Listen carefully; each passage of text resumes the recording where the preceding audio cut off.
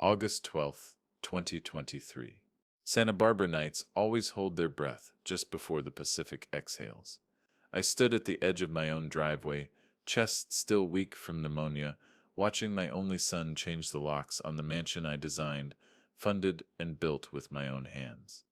Before we continue, please subscribe to the channel and tell us where you're listening from. The deadbolt slid home with a metallic clunk that sounded nothing like security, only exile. Ethan leaned in the doorway like a landlord evicting a tenant. It's time you moved on, Dad. Then he shoved a folded $10 bill into my palm. Figure it out. I stared at the bill, then at him, then at the house.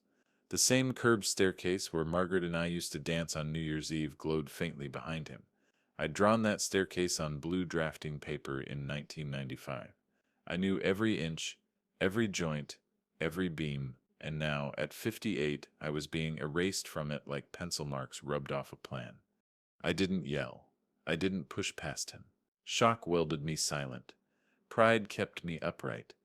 Behind him, through the hallway, I caught a flash of movers stacking boxes, Ethan's friends laughing in the kitchen as if this were just another summer party. My home, $8 million worth of legacy, had become a stage for someone else's performance. The door closed slowly. The new lock clicked, and just like that, my own house became private property I no longer belonged to. I walked toward the cliff path at the end of the drive. The Pacific stretched out in black glass, the air warm and heavy.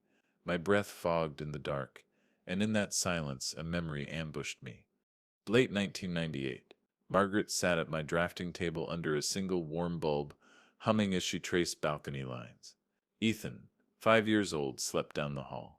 She whispered, "One day," he settled, "bring his kids here, Fred. This house will outlive us." I believed her. I always did. Back then, betrayal lived in novels, not under my roof. That night, I drove aimlessly until the gaslight blinked red. My Volvo coughed its way into a budget motel off Highway 101, room 214. $45 plus tax. I underlined the date on the receipt before folding it neatly into my wallet. I didn't know why, but my instincts told me to keep it. The neon sign outside buzzed like an electrical mosquito. The ice machine rattled. The room smelled faintly of bleach and resignation. I lay awake listening to passing trucks and the stubborn wheeze in my lungs. Shock arrived in waves, first disbelief, then humiliation, then the creeping dread of what now.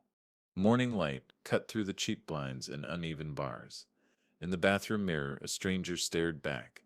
Unshaven, eyes swollen, posture collapsed inward.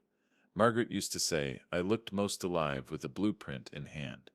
Now I looked like the ruins of one. At 11:42 a.m., Ethan texted me. Don't instead make this harder than it has to be. You still land on your feet. No apology, no hesitation. Just clinical detachment, like I was an inconvenience to be filed away. I drove back to the neighborhood that afternoon. Not home, just to the public cliff trail overlooking the estate. Through binoculars, I watched delivery trucks line up like ants. Restoration hardware crates. Caterers, friends in sunglasses carrying bottles of wine through my front gate. Then I heard him. His voice drifted from an open upstairs window. The old man sips gone. Place is mine now.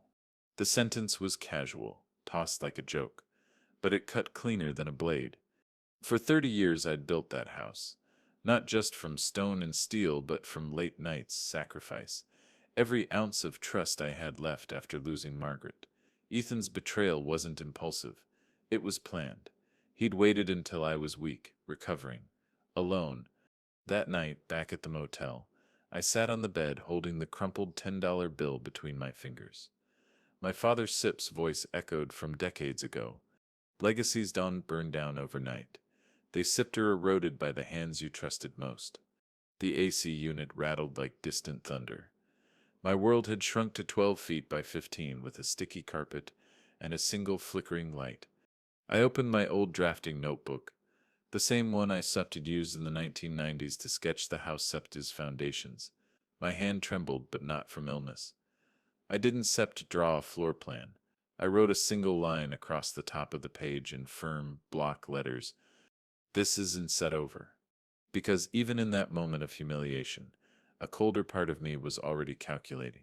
Ethan thought changing locks meant control, but deeds don't change with deadbolts. I still held the trust documents.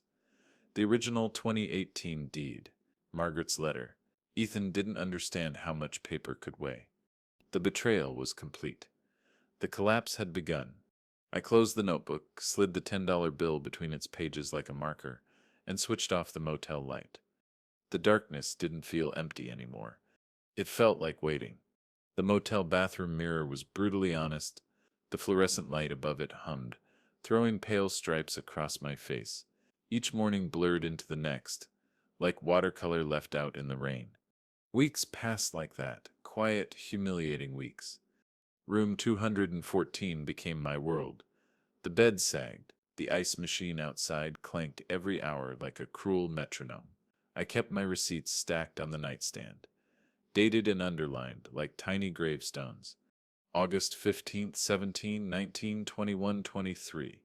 $45 plus tax. Every night, I didn't tell anyone where I was. I couldn't bear to. On August 26th, a plain white envelope arrived.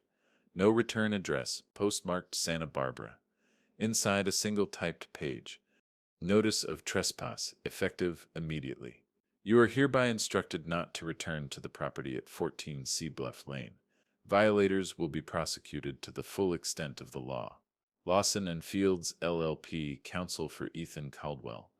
I read it 3 times, tracing the embossed letterhead with my thumb. Lawson and Fields. Ethan hadn't wasted time finding lawyers. I folded the letter carefully, slid it into my drafting notebook, and underlined the date at the top, August 26, 2023. That night, I walked down to the cliffside path that overlooked the mansion. It was nearly 10 p.m., the Pacific wind sharp against my lungs. From the public trail, I could see the house glowing with warm lights. Someone had turned on the automatic landscaping system. The garden fountains shimmered under the floodlights. I used to stand on that same cliff with Margaret, pointing at the stars. Now I was looking down at my home as a stranger, and then through the open upstairs window, I heard Ethan's voice, clear as a bell. The old man Sip's gone. Place is mine now. Laughter followed. A woman Seps's voice I didn't recognize said, You Seps are lucky. Most people have to wait for their inheritance. He replied, Smug. Why wait? The Pacific wind carried their words like knives. I stayed there until the lights began to switch off one by one. When only the porch light remained, I finally turned away. Back at the motel, I stood in front of the bathroom mirror again. The man staring back was unraveling, but not broken. Something was hardening beneath the surface. Margaret used to say, When they underestimate you, don't correct them, take notes. So I did. September 5th, 2023, a Tuesday. Hot afternoon. I walked the cliff path again, this time lingering near the side fence. A contractor's truck idled in the driveway. Through the open window, Ethan bragged into his phone. We sell get it listed by November. Easy money. Trust me. He paced like he owned the world. I slipped behind the eucalyptus tree and listened, heart hammering. Yeah, the old man Sips not coming back. He sips somewhere. Doesn't sips matter. Title sips clean. I checked. Title sips clean. That was the first time the fear turned into strategy. He didn't know it yet, but the deed wasn't just a piece of paper. It was a loaded weapon. Back at the motel, I opened my drafting notebook. I wrote, September 5th, overheard sale timeline. Listing by November. I underlined it twice. That night, staring into the mirror again, I said it out loud for the first time. I'm not just hurt, I'm angry. The words didn't set echo, they landed. I thought of Margaret Foot's sealed letter again. Protect the house. Protect Ethan from himself if you must. She knew. September 10th.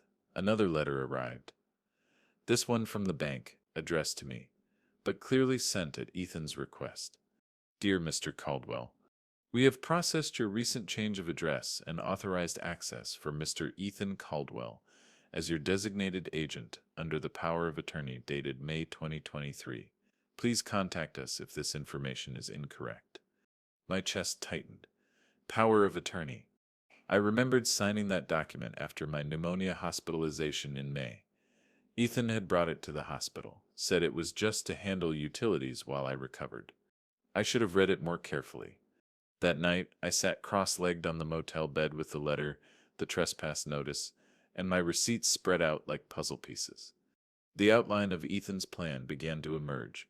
He'd waited until I was weak, gained POA, moved me out, and now intended to sell before Christmas.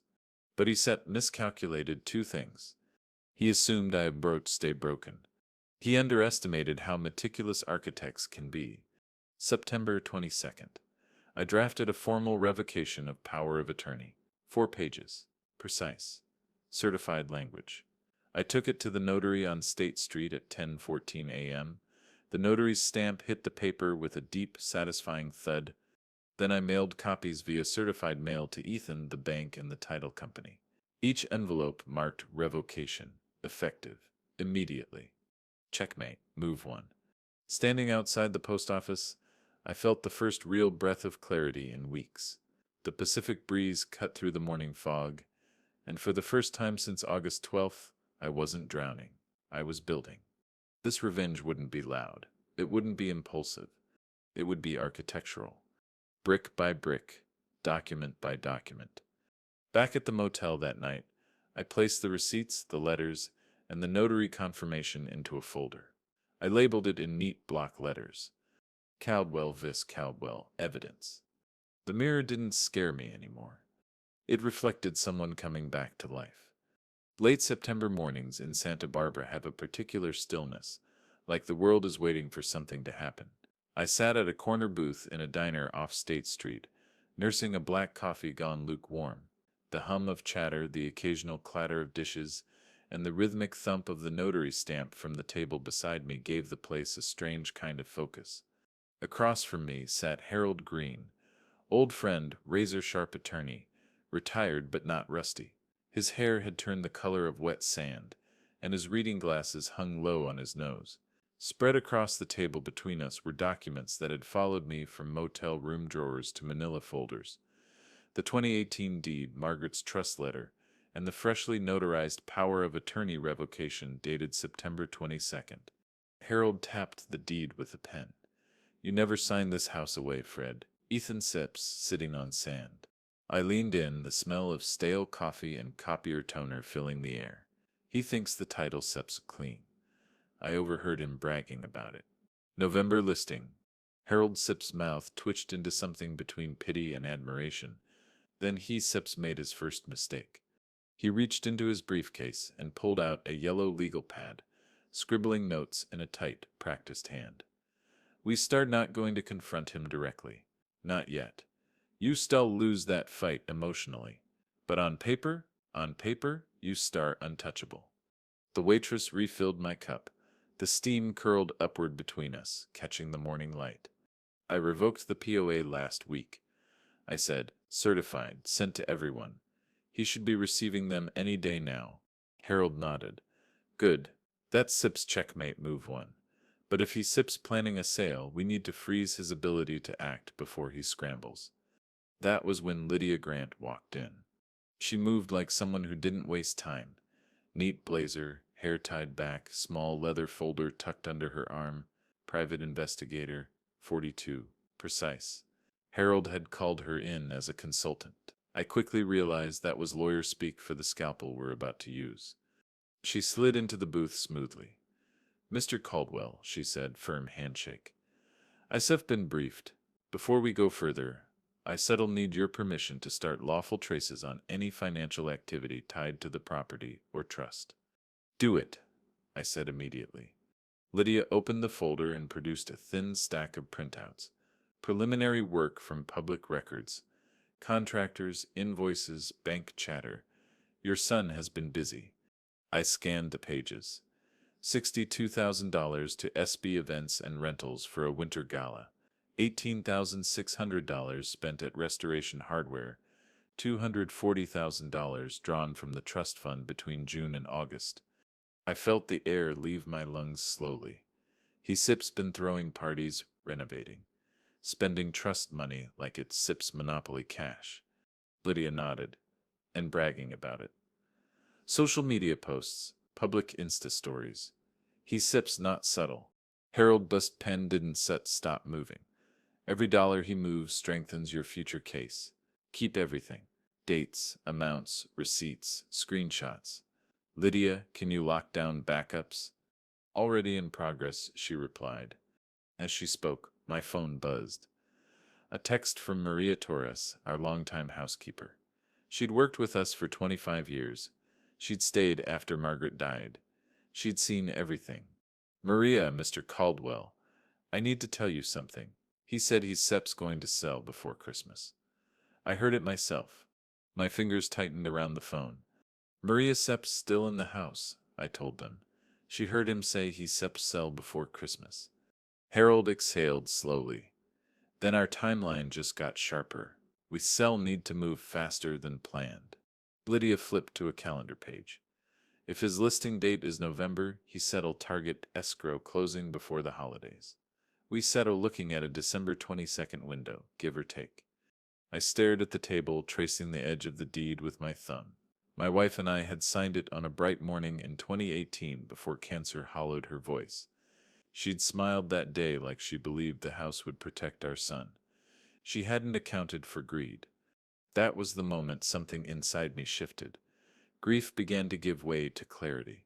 This isn't Set going to be violent, I said quietly. I said not storming through the front door. We are going to build this the way the house was built, one beam at a time, until the whole thing collapses on him. Harold gave a single approving nod. Lydia simply said, good. The next week became a blur of quiet, deliberate action. September 28th. Lydia traced 2 additional contractor payments. $14,200 for landscaping, $9,800 for consulting. She documented everything. Time-stamped, notarized copies. September 30th. Harold drafted the first set of legal filings, temporary restraining order, injunction papers, escrow notification templates. October 2nd.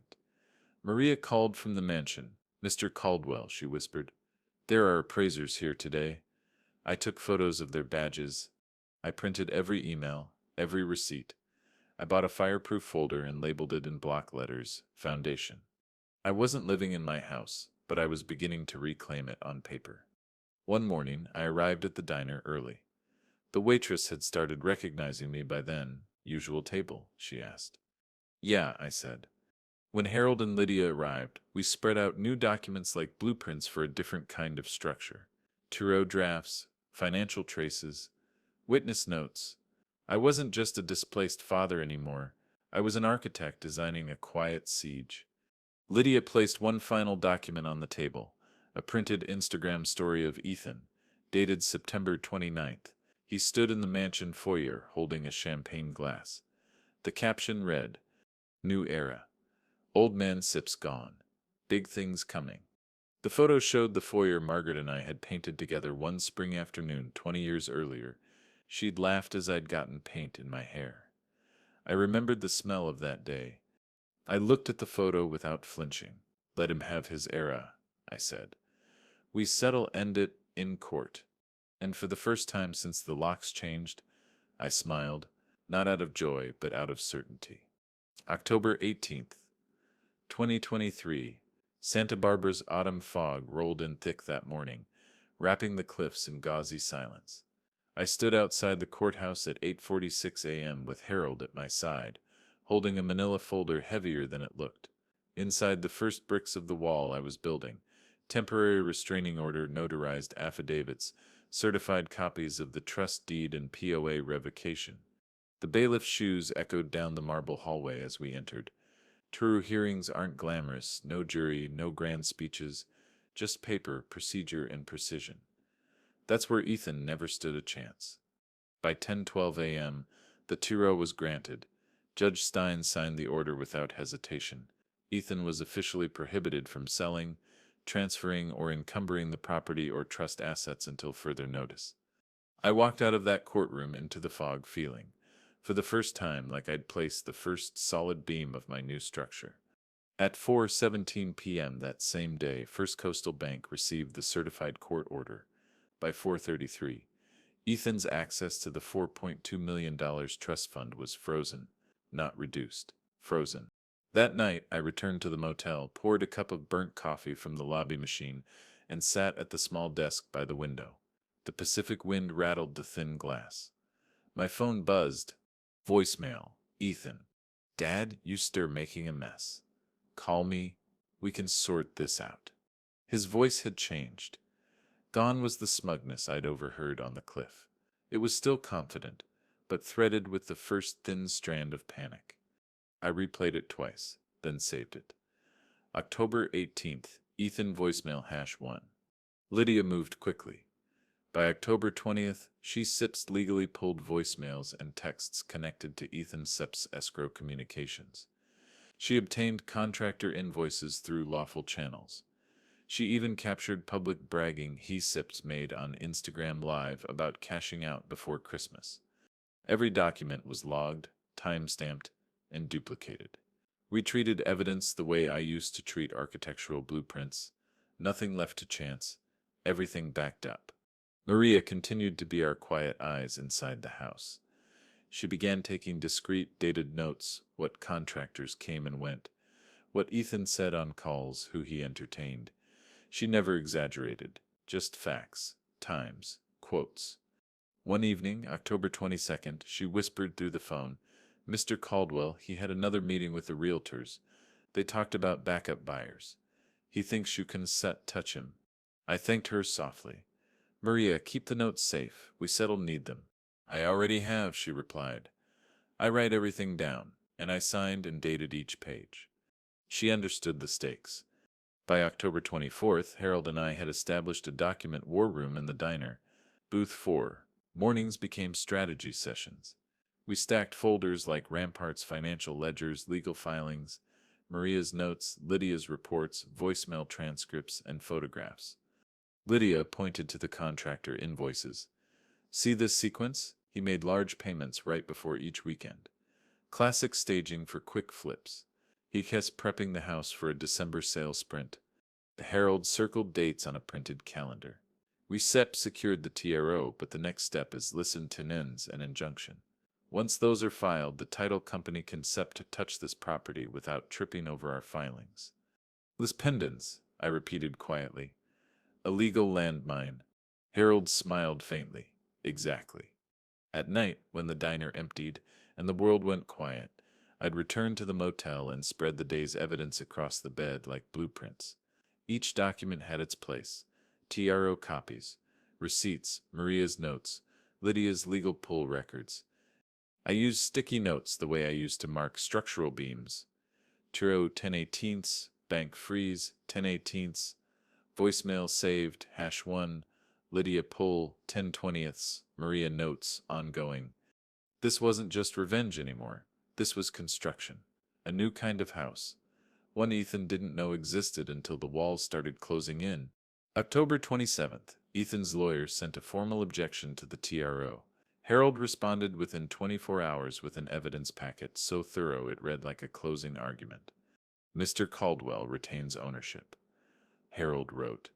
The power of attorney was revoked on September 22nd. Attempts to liquidate assets post-revocation constitute breach of fiduciary duty. Ethan SIP's team went quiet after that. But silence doesn't mean surrender. It means recalculation. On October 29th, Maria called again.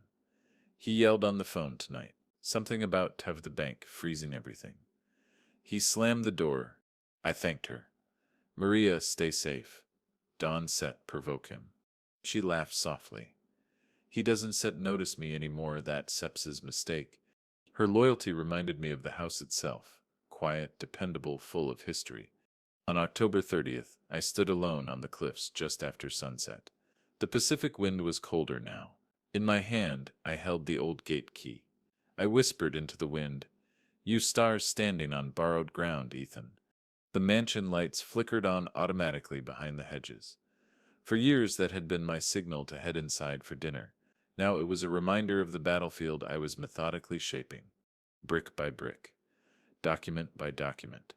Back at the motel, I added the October 29th Maria call to the evidence log.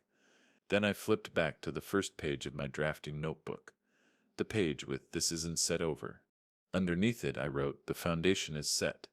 Because by then the revenge had stopped being theoretical.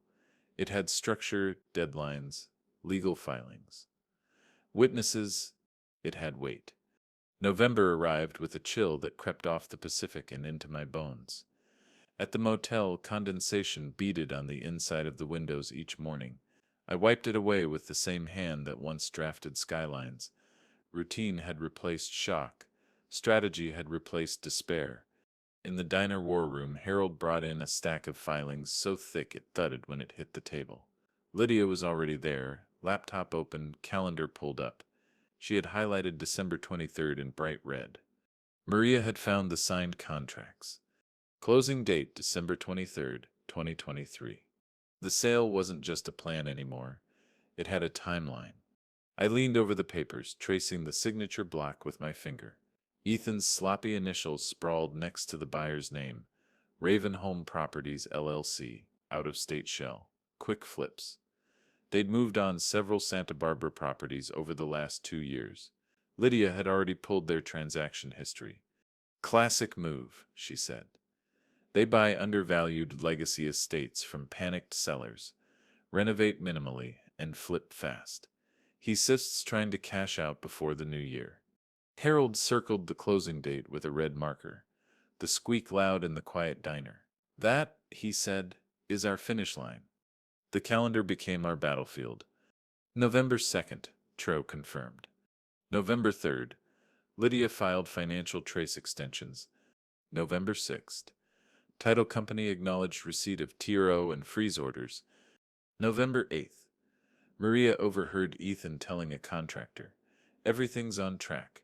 Christmas money's coming early." She logged the quote with time and date. I pinned a printed calendar to the motel wall above the desk. Every deadline, hearing date, and Ethan action got a marker notation.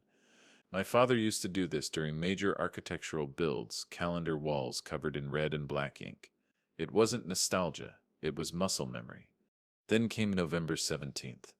Harold called me at 7:38 p.m. "There's a problem," he said. His voice was tight, deliberate. "What kind of problem?" "Clerical error at First Coastal. Someone processed Ethan Sepp's access suspension incorrectly. There Sepp's a 48-hour gap where he can theoretically move funds before the freeze reasserts. Their compliance officer caught it late." I pressed my fingers against my forehead. "How much?" "Potentially everything. $4.2 million. For the first time in weeks, my chest tightened, not from pneumonia but fury. "What sets our move?" "We fix it before he realizes," Harold replied. I'd a step driving back to the office now. Lydia Sepp's looping in title. Maria Sepp's on standby. "We can contain this, but we have to act tonight." The motel room felt smaller with each passing minute. I paced between the bed and the wall calendar, red markers still in my hand. Ethan didn't know about the clerical error yet. But if he did, if he tried to wire those funds, months of careful building could unravel overnight. At 9:04 p.m. Lydia called. We SEP alerted the bank Septonite compliance team. They SEPT filling an emergency lock correction. Harold SEPTS is drafting a supplementary injunction. We can hold the line if no wires are initiated before midnight. Do we know where Ethan is? Maria answered that question at 9:26. He sips home, she whispered. He sips drinking. Loud music. He hasn't touched his computer tonight. I checked, carefully. Her quiet bravery made my throat tighten. By 11:12 p.m., Harold confirmed the freeze correction was processed. At 11:36, the Judge Sepp's assistant signed off on the supplementary injunction via emergency order. At 11:57, Lydia texted me, "Lock sealed. Funds immobile." I exhaled slowly, staring at the red-marked calendar. The house Ethan had tried to turn into a quick payday was now legally surrounded by tripwires. The next morning, November 18th, Ethan's first voicemail of real panic arrived. "Dad, what the hell did you do? The bank SIP's frozen everything." Do you have any idea what kind of mess you stop her making? The smug tone was gone. In its place was incredulous rage. By November 19th, Harold had filed a comprehensive response packet documenting the freeze correction. Ethan's lawyers tried to bluff with procedural overreach language. Harold dismantled it with receipts, bank confirmations, and injunction references. The panic in Ethan Sepp's voicemails escalated. Dad, listen to me. We can fix this. You said you're being manipulated by Harold. This isn't set over. I said figure it out. Each message was saved, time-stamped, logged. Voicemails #25. Meanwhile, Maria kept feeding Lydia updates from inside the house. She reported a shouting match between Ethan and his realtor on November 21st. He's furious, he said. If the old man keeps this up, I'll be bankrupt before Christmas. She wrote it down, signed, dated. I added that line to the evidence log with a fresh sticky note. Financial motive panic. On November 23rd, Thanksgiving morning, I stood on the cliff path with a thermos of coffee, watching the Pacific crash against the rocks below. The mansion was lit but quiet. 2 years earlier, we'd hosted Thanksgiving in that house. Margaret had baked her rosemary turkey. Ethan had made jokes about finally inheriting the good silver. I'd laughed then. I wasn't laughing now. The red calendar stared back at me every night at the motel. It wasn't just dates anymore, it was a pressure gauge. Every deadline Ethan missed, every maneuver he attempted tightened the walls. November 28th. Maria discovered a draft email in Ethan's study. She photographed it carefully. It was addressed to Ravenholm Properties, subject line escrow acceleration options. He hadn't sent it yet. She signed and dated the printout. By the end of the month, the evidence folders had grown thick. Ethan had tried to accelerate the sale, dodge the freeze, bully through legal walls, but every move was documented, countered, and time-stamped. When I met Harold and Lydia at the diner on November 30th, we reviewed the updated wall calendar together.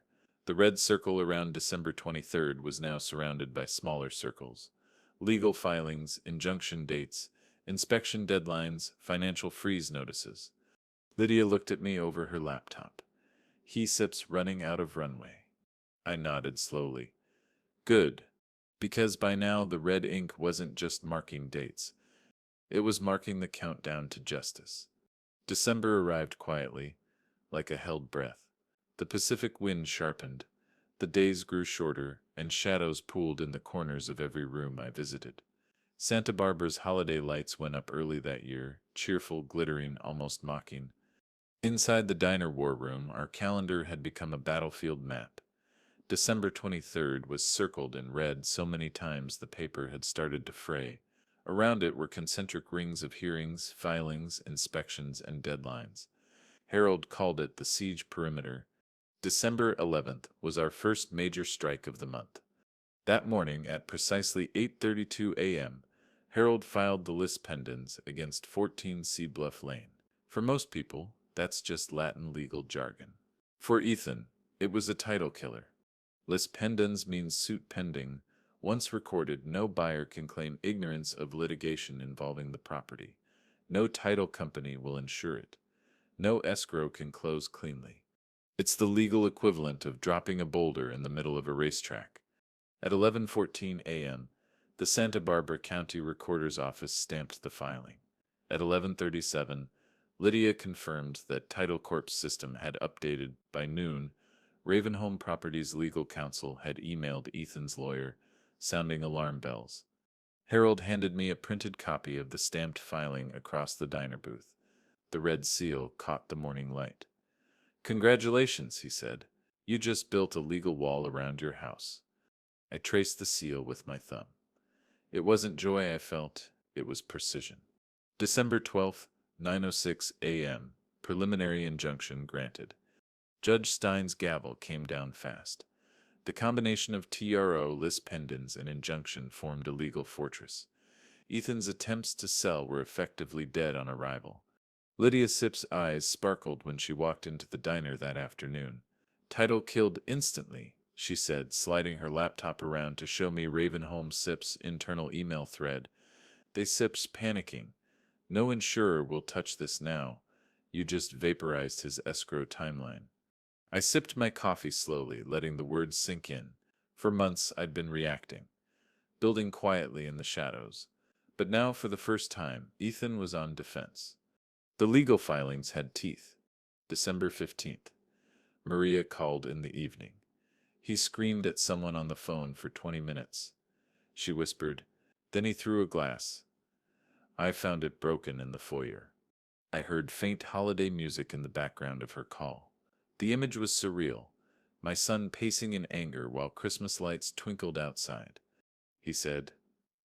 Maria continued. The old man is sabotaging me. I closed my eyes. You just keep writing everything down, Maria. I already did, she said. Time, date, exact words. December 15th, 8:42 p.m. The folders were growing thick. Every outburst, every voicemail, every failed maneuver was recorded meticulously. This wasn't vengeance driven by emotion anymore. It was geometry, angles, leverage, pressure points. December 18th, Lydia handed me the escrow statement Ravenholm had prepared. $699,842 was due on December 22nd for closing. With the injunction in place, that money might as well have been on the moon. This is his checkmate date, she said. I flipped through the document, each number crisp and undeniable. Ethan had stretched himself thin. Contractor payments, party expenses, trust withdrawals. He was counting on this sale to plug the holes he'd drilled into his own ship. Harold leaned back in the booth. He's Seb's trapped in his own timeline now. If he can set close by the 23rd, Ravenholm walks, and with the injunction, he can set move ascent. Maria continued to provide a steady stream of information from inside the house. December 19th, 7:55 p.m. Mr. Caldwell, he Seb's talking about suing you. He Seb's furious, but his lawyer sounded nervous. They know they Seps are cornered. December 20th.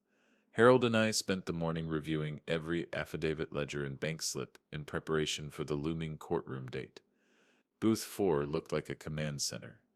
Stacks of exhibits, legal pads covered in meticulous handwriting, calendars dotted with red. We went over everything twice. To check lists pendants, check. Injunction, check. Financial freeze confirmations, check. Voicemails cataloged. Witness notes, signed, dated, notarized. I caught Harold watching me at one point. You're calmer than I expected, he said. I know we've been building houses my whole life, I replied. Courtrooms aren't set that different. Lay the foundation, raise the frame. Inspect every joint. If it sets solid, it stands. He nodded slowly. You stir ready? That night I walked the cliff path alone. The ocean was black and endless, the mansion glowing faintly behind the hedges. 2 years ago that glow had meant home. Now it meant evidence. I whispered into the wind. December 23rd, Ethan. You built your timeline. I just reinforced it. Maria called again on December 21st. He sips pacing like a caged animal, she said. He keeps calling his lawyer. He sips yelling about escrow and Teshru and Christmas. Stayed out of sight. Thank you, Maria, I told her softly. Stay safe. Just a couple more days. She chuckled quietly. Don Sepp worry about me. He Sepp's too busy panicking to notice the help. By December 22nd, everything was locked into place. Escrow funds frozen, title dead. Buyers spooked. Every document backed, copied, notarized. For the first time since the night the locks changed, I slept through the night. Not out of relief, out of readiness. Because shadows were gathering for the final act, and I wasn't hiding in them anymore. December 20th, 2023. Santa Barbara County Courthouse. The winter morning carried a sharp chill that crept beneath the collar of my coat. The courthouse steps were slick with mist, and the palms lining Anacapa Street swayed stiffly in the coastal wind. 2 years ago, this date would have meant Christmas lights, warm fires, and family dinners. Now it was the day my son would face the house he tried to steal, not through walls but through law. Inside, the courthouse buzzed quietly. Lawyers in dark suits clustered like flocks of crows clutching files and coffee cups. My shoes echoed on the tile as Harold and I walked toward Department 5. Lydia followed behind us, tablet tucked under her arm. A quiet sentinel, she had gathered evidence with surgical precision. Maria sat in the gallery wearing her best church coat, small and steady. She insisted on testifying if needed. Ed Spud written every note carefully, she told me the night before. If he lies, I said to tell the truth. I nodded to her as I took my seat at the petitioner's table. She gave a small, reassuring smile. Then Ethan walked in. He wore a tailored navy suit that didn't quite fit his shoulders. His hair was slicked back, his expression carefully assembled. He tried to project confidence, but the twitch at the corner of his jaw betrayed him. His lawyer, a man named Carver with two bright cufflinks, carried a slim file. They didn't have much. The bailiff Sip's voice rang out. All rise. We stood as Judge Stein entered, a stern man in his 60s with silver hair and reading glasses that perched low on his nose. He looked like someone who'd heard every lie twice already. Caldwell versus Caldwell, the clerk called. Case number 2023 CV11804.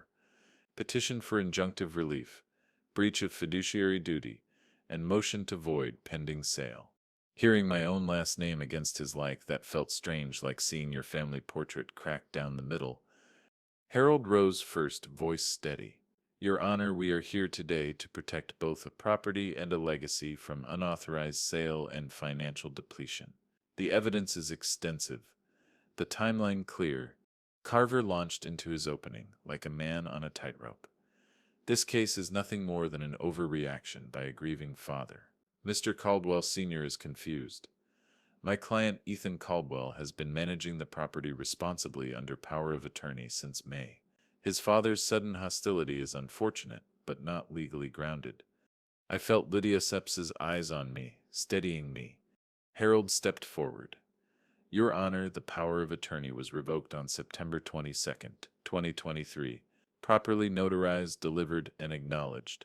All subsequent transactions attempted by Ethan Caldwell were unauthorized. We have certified copies for the court. He handed the clerk a binder. The thunk of it landing on the bench echoed through the room. Judge Stein flipped through a few pages. Expression unreadable. And the property sale? Executed post-revocation, Harold replied, without owner consent. Furthermore, trust withdrawals totaling $240,000 were made between June and August. We have bank statements and withdrawal slips. Lydia tapped her tablet and projected a scanned withdrawal slip onto the courtroom monitor. $240,000 dated July 12th, signed by Ethan. His signature sprawled like a confession. Carver objected weakly. Overruled, the judge said without looking up. Then came the voicemails. Lydia cued them carefully. Ethan Sip's voice filled the courtroom. The old man Seps is gone. Place is mine now. We shall get it listed by November. Easy money. Trust me. Dad, what the hell did you do? The bank Sips frozen everything. Each message hit like a hammer. The gallery murmured. Ethan's face flushed. Maria took the stand next. Her hands shook slightly at first, but her voice didn't falter. She detailed the conversations she overheard. The meetings, the glass thrown in the foyer, the pacing, the fury. She held up her notebook, pages signed and dated. Carver tried to discredit her. You set her a housekeeper, not a lawyer. Maria looked him dead in the eye. But I was there. The gallery erupted in quiet laughter. Even Judge Stein's lips twitched. By midday, Harold had constructed the timeline like an architect erecting steel beams. May POA signed during hospitalization. June, August, $240,000 withdrawn from trust. August 12th. Locks changed. Eviction by intimidation. September 22. POA revoked. October. Cho granted, bank freeze initiated. December 11th, 12. List pendants and injunction filed. December 23rd, scheduled closing of illegal sale. Piece by piece, Ethan's strategy crumbled under the weight of evidence. Carver tried a last-ditch emotional pivot. Your Honor, my client was simply trying to manage the property in good faith. His father Sep's sudden antagonism stems from unresolved grief. This isn't Sep fraud. It's Sep's family conflict. Judge Stein adjusted his glasses slowly. Family conflict does not justify breach of fiduciary duty, unauthorized withdrawal of funds, or attempted sale of property one does not own. Mr. Caldwell Jr. Seps's actions were deliberate. The evidence is overwhelming. Ethan shifted in his seat, the facade cracking. When the judge delivered his ruling, the courtroom fell into a kind of suspended silence. Power of attorney is hereby suspended indefinitely. The attempted sale to Ravenholm Properties is voided. All trust funds withdrawn are to be surcharged with interest and returned to the estate. Preliminary injunction is upheld. Title remains with Mr. Frederick Caldwell. The gavel struck once, sharp as a gunshot. Ethan's face drained of color. His lawyer leaned in, whispering furiously. Lydia exhaled softly. Maria wiped a tear from the corner of her eye. Harold squeezed my shoulder. I didn't look at Ethan as we left the courtroom. I didn't need to. The silence behind me told the story. Outside, the winter sun had burned off the fog. The air was crisp, almost cleansing. For months, Ethan had treated my silence as weakness. He never understood that silence can be strategy. On the courthouse steps, I paused. The building loomed behind me, solid and enduring. I whispered, "Checkmate." December 27th, 2023. The keys felt heavier than I expected. I stood at the gate, the low hum of the security system pinging in my ears as I inserted the key into the lock. The same lock I had installed 2 decades ago with my own hands, alongside Margaret. It was a small thing, but it felt monumental. I could hear the faint crunch of gravel under my feet, the Pacific wind tugging at the trees as I stepped inside. The house, silent and still, stood like a monument to the past. All the work, all the love, all the memories, just waiting. The contractor trucks had left. The house had been stripped bare, save for the faint scent of cedar wood in the air. I had instructed them to leave nothing. No leftover furniture, no broken light fixtures, no empty promises. The walls still held their shape, though. The bones were unshaken. This wasn't a home anymore, it was a witness. Maria stood by the front door, the warmth of her smile a quiet reassurance. She handed me the keys without a word, like a gesture of trust passed through years of loyalty. I didn't say anything at first. There was nothing left to say. The whole ordeal, the heartbreak, the grief, it felt distant now, like a shadow in a rearview mirror. I unlocked the door and pushed it open. The space that had once been filled with laughter, arguments, and quiet evenings now felt like a room waiting for an echo. The floor creaked beneath my shoes, but it was no longer a place of betrayal. It was mine again. I walked through the living room, my gaze scanning the walls where we'd once hung the pictures of Ethan growing up. His first steps, his graduation photos, all the little things that made him my son. All of them felt like faded memories now. I stood in front of the fireplace, the place where Margaret had spent so many evenings, curled up with a book in one hand and a cup of tea in the other. She sipped always say, "Don't sept worry, Fred. One day, this house will be the foundation of everything." I glanced at the empty hearth, the silence settling around me. Maybe it would be, maybe the house would carry on without her, without Ethan, without the weight of the betrayal. But I was here now. And this was the moment I reclaimed it, not with anger, but with something steadier, something like peace. I walked into the kitchen next, where the island where we'd shared countless meals now stood untouched. I remembered Margaret laughing as she chopped vegetables, complaining about my attempts to help. The sound of her laughter felt like a distant echo, yet somehow still within reach. I ran my fingers along the smooth countertop where she used to roll out dough for pie, humming softly. It was strange, this quiet. After everything, the house had been everything to us, and now it was mine. But more than that, it was my legacy, one that would outlast the betrayal, the lies, the bitterness. It would outlast Ethan's attempt to take it from me. And as I stood there, a quiet calm settled over me. There was no need for revenge now, no need to prove anything further. Ethan had been defeated by his own actions, not by my anger, but by the law, by truth. I turned back to Maria. She was watching me, her eyes steady. Do you want me to start cleaning up? I shook my head. No, not yet. I walked back to the living room, stood in front of the window, and looked out at the cliffside. The ocean was calm that afternoon, waves lapping at the rocks in rhythmic movements. The sun was setting, casting long shadows across the yard. I smiled softly, the first real smile in months. The house had been my fortress, my family, my dream. Now it would be my peace. For the first time since Ethan had changed the locks, I wasn't standing in front of the house as a victim. I was standing in front of it as its owner again. As I turned to leave, I caught a glimpse of the old blueprint in the hallway, the one Margaret and I had sketched together all those years ago. Her laughter echoed in my mind. You didn't lose me, I whispered to the empty rooms. You gave me away. But I was coming home. January 2024 arrived cold and unforgiving. The Pacific was choppy that morning, the waves crashing against the rocks in rhythmic bursts. It felt like the earth itself was still moving from everything that had happened. But for the first time in months, the air seemed clearer, the horizon a little wider. Ethan's legal troubles were just beginning. I had won in court, but it wasn't over. Not yet. The first round was a victory, but the fallout was inevitable. By January 3rd, Ethan had moved out of the house completely. He didn't call, didn't show up to argue.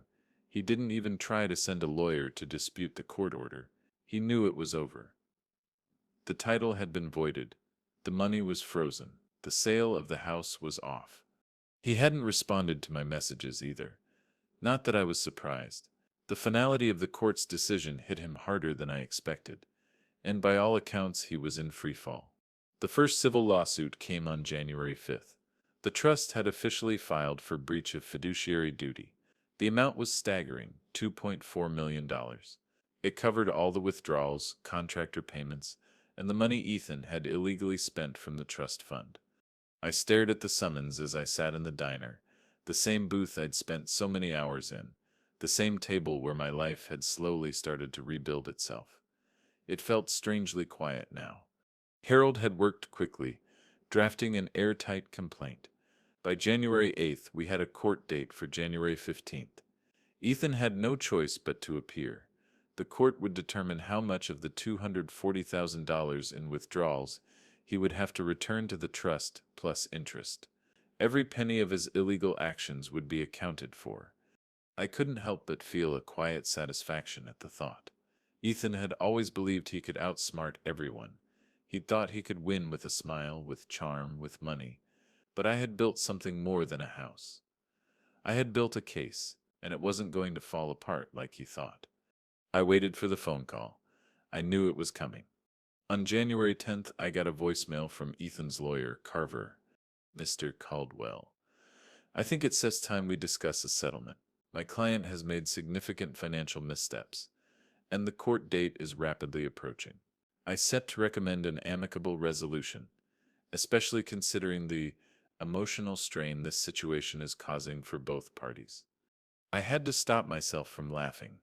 Emotional strain? He wasn't the one who'd had his life taken from him in a single night. I didn't call Carver back right away.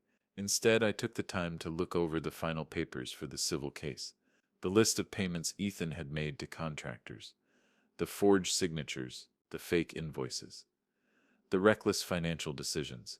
It was all there in black and white. I felt nothing but the cold certainty of justice. When I finally dialed Carver's number, it felt like the calm before a storm. Mr. Caldwell, I'm sure we can work something out.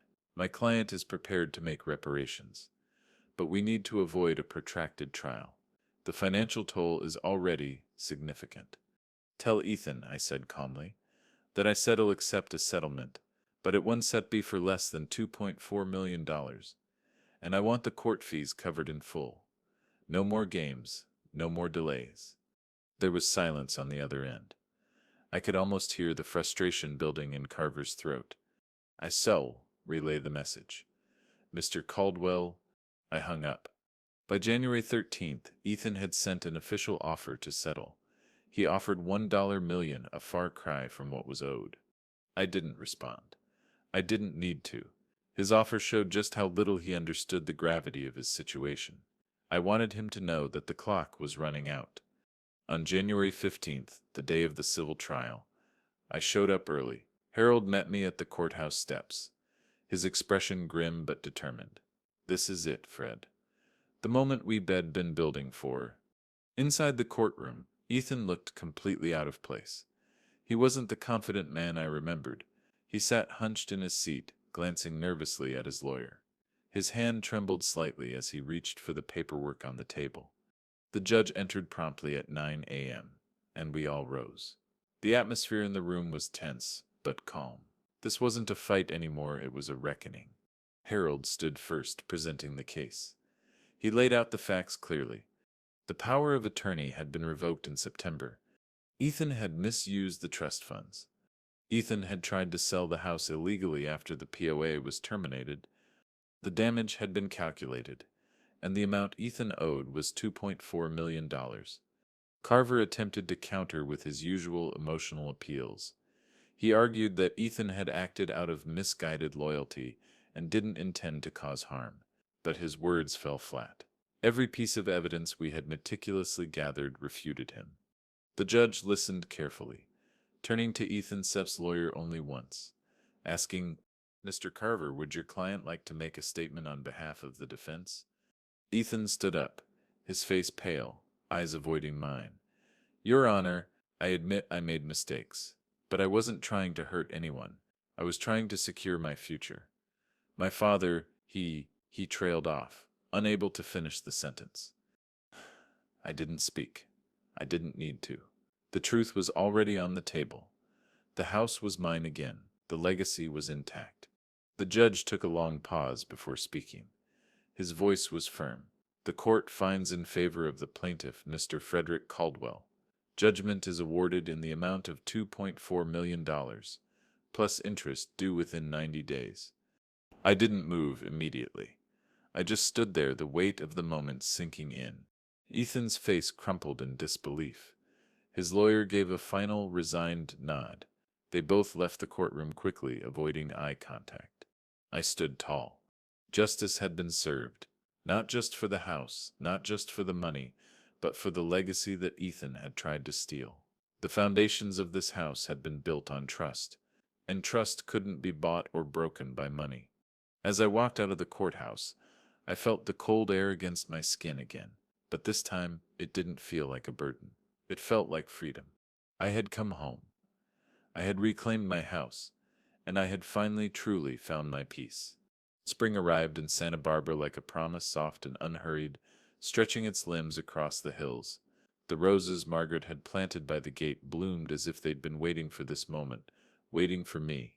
They were deep red, the color of old memories, the kind that linger but don't burn. I knelt beside them and gently pruned the edges, the way Margaret would have. Maria stood a few feet away, her hands tucked into the pockets of her coat, watching me quietly. It had been months since the court ruling, since the financial settlements had been paid, since Ethan had finally accepted the consequences of his actions. The house was mine again, and though the space still felt empty without Margaret, it felt like home once more. "It's coming along nicely," Maria said, her voice breaking the silence. I nodded, carefully trimming away the dead leaves. "It's up's not just about the house, Maria. It's up's about keeping something intact. The roses, they sep part of it, part of her." She smiled softly. "You have done well, Mr. Caldwell. You have fought for what was right." I didn't need her to say it, but it still meant something. She'd been with us for so long, through the highs, through the lows. The house might have been my victory, but it had always been more than that. It had been a place of family, of growth, of life, and it would stay that way. I stood up, brushing the dirt from my hands, and looked out at the ocean. It was calm today, almost peaceful. The cliffs stood firm, a solid boundary between land and sea. I remembered the early days when I'd first built this place. The vision I'd had then, it hadn't been about grandeur. It had been about legacy, stability, something that would endure. It hadn't just endured. It had fought for itself, fought back against the betrayal, against the greed that tried to tear it down, and I had won with it. Maria had told me the day Ethan had signed the final agreement, the last piece of the puzzle in our legal battle. He sips out of the house now, she said. He tried to call a few times, but I didn't set answer. He sips gone, Mr. Caldwell. All of this is behind you now. And it was. The house had become mine again, not just in title, but in spirit. I could walk through it without feeling the weight of betrayal. I could walk through it without the anger or the grief that had kept me frozen for so long. The space had started to breathe again. You feel right, I said, standing beside Maria now, looking at the roses that had once been a symbol of hope, now symbols of the new chapter. It's Seps coming along nicely. Maria nodded. You still be all right, Mr. Caldwell. It wasn't just the house that had been rebuilt, it was me. The quiet certainty that had eluded me for so long had finally found its place. All of the legal battles, the strategies, the meticulous planning. It wasn't about vengeance anymore. It was about protecting what mattered most, about maintaining dignity, about honoring legacy. The court victory had been a part of it, but the final victory was this. The house would remain what it had always been, a foundation, a home, a legacy. I stepped back from the roses and walked to the porch, where I had once stood with Margaret looking out at the same ocean. The house stood behind me, solid and true. The world seemed to have slowed just enough for me to breathe again. There was no bitterness left, no yearning for things to be as they once were. The house was now my sanctuary, a place I had rebuilt not just with bricks and wood, but with patience, resilience, and justice. I paused at the door and looked back toward the rose garden. You didn't lose me, I whispered to the wind. You gave me away.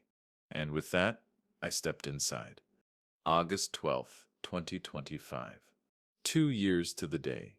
The sun hung low over Santa Barbara, casting long shadows across the beach, the sound of the waves rolling in a steady, rhythmic beat.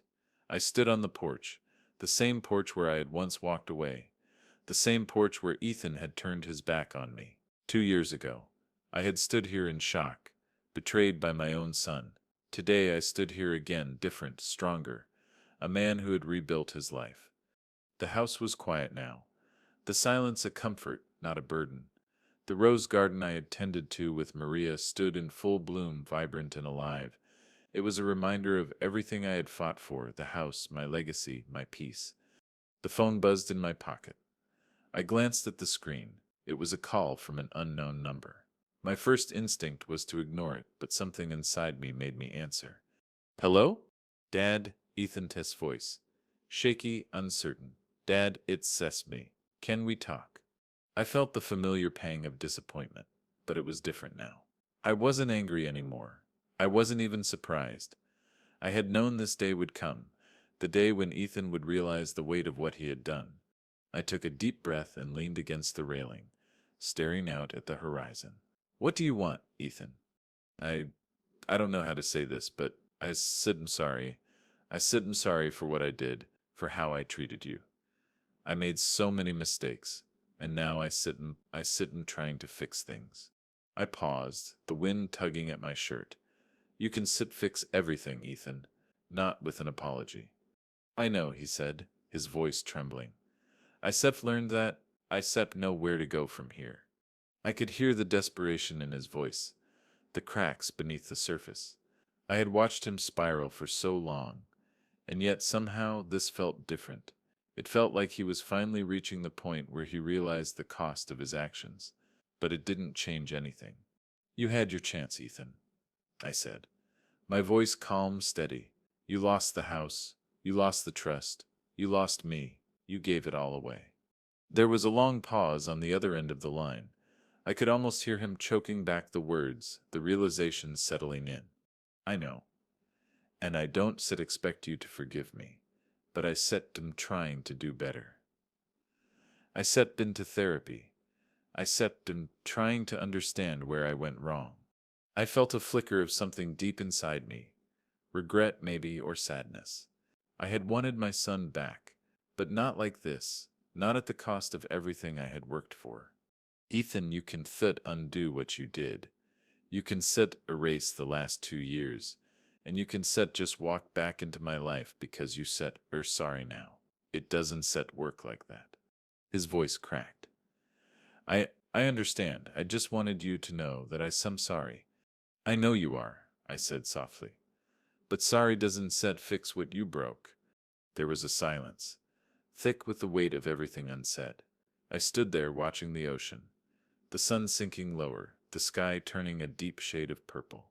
2 years ago, I had walked away from this house, a broken man, but today I was standing here unshaken, unbroken. Goodbye, Ethan, I said. Goodbye, Dad, he whispered, the weight of the finality in his voice heavier than I had expected. I ended the call and stood there for a long moment, staring at the horizon. The waves continued their steady rhythm, crashing against the rocks as if nothing had ever changed. But I had changed. I had reclaimed everything that had been taken from me, and I had rebuilt my life piece by piece. I looked down at the rose garden again, its vibrant colors a testament to everything I had fought for. I had come home, not just to the house, but to myself. There would be no more calls from Ethan, no more apologies. The time for that was over. But I had my peace. I had my legacy. And as the sun dipped below the horizon, I knew that was all I needed. The weeks that followed were a blur. The house, once again a home, became a sanctuary of quiet mornings and long evenings on the balcony. The roses bloomed steadily, the garden taking shape as a living testament to the journey I'd been on. There were no more calls from Ethan, no more letters or attempts to reconcile. For the first time in years, there was peace. I had reclaimed more than the house. I had reclaimed myself. Maria came by regularly, keeping the place in order, tending to the garden, always with a smile and quiet words of encouragement. She never asked about the past, never pushed for answers.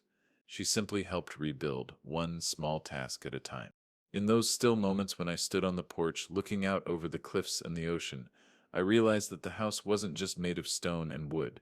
It was built from the lessons learned, the pain endured, and the strength found in standing firm. It wasn't about revenge. It was about justice, the kind that comes not from anger or bitterness, but from quiet resolve and the will to preserve what's rightfully yours. I thought of Margaret often in those days. The house was still filled with her presence, her laughter echoing in every corner. There was no replacing her, but there was a certain peace in knowing that the life we had built together had not been destroyed. The foundation was intact, and it had weathered the storm. One evening, as I sat in the living room, the soft glow of the fireplace flickering across the walls, I realized something important. I had won not because of the courtroom victories, not because of the legal battles or the money. I had won because I had stayed true to who I was. I had refused to let the betrayal consume me. I had learned over time that revenge wasn't about tearing down those who wronged you. It was about reclaiming what was yours, about finding peace in the aftermath. Ethan had taken what he thought was his. He had played his hand and he had lost. But in the end, he hadn't destroyed me. He had lost himself. The doorbell rang late one afternoon in early spring. It was Maria standing on the porch with a small package in her hands. "From the postman," she said, handing it to me. It was an envelope postmarked from an address I didn't recognize. My first instinct was to ignore it, but something about the handwriting on the front caught my eye. I opened it slowly, taking in the familiar script. It was from Ethan. "Dad, I don't expect you to forgive me, but I want you to know I've been working on myself. I've started therapy. I've been trying to understand the damage I caused. I'm sorry for everything. I know I can't undo what I've done, but I need you to know that I'm trying to be a better man. I'm not asking for anything from you. Just for you to know I'm sorry. Ethan." The letter wasn't a request. It wasn't an apology that begged for my approval. It was just an admission of guilt, of a son trying to face the truth. I read it twice, slowly, letting the weight of those words sink in. After everything, after the betrayal, after the legal battles, after everything he'd done, it wasn't the apology that mattered. It was the acknowledgement.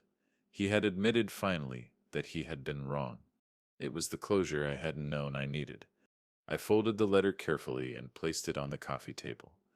I didn't know what to do with it. I didn't know what to feel. But I knew one thing for sure: I wasn't angry anymore. I had let go of that part of myself. The house stood as a monument to everything I had endured, everything I had fought for, everything I had lost. But it was also a monument to the life I had rebuilt, the life I had earned. And in that moment, as I sat in the quiet of the living room, the warmth of the fire filling the room, I realized that I had come full circle. It wasn't about the mansion. It wasn't about the money or the victory in court. It wasn't even about Ethan. In the end, it was about the journey, the strength to stand up, to rebuild, and to find peace after betrayal. I stood and walked to the window, looking out at the ocean once more. The waves rolled in, steady and unrelenting, just like life. I thought of Margaret again, of the life we had shared, of the love we had built, and I whispered softly into the wind, "You didn't lose me. You gave me away." And in that moment I knew I was whole again.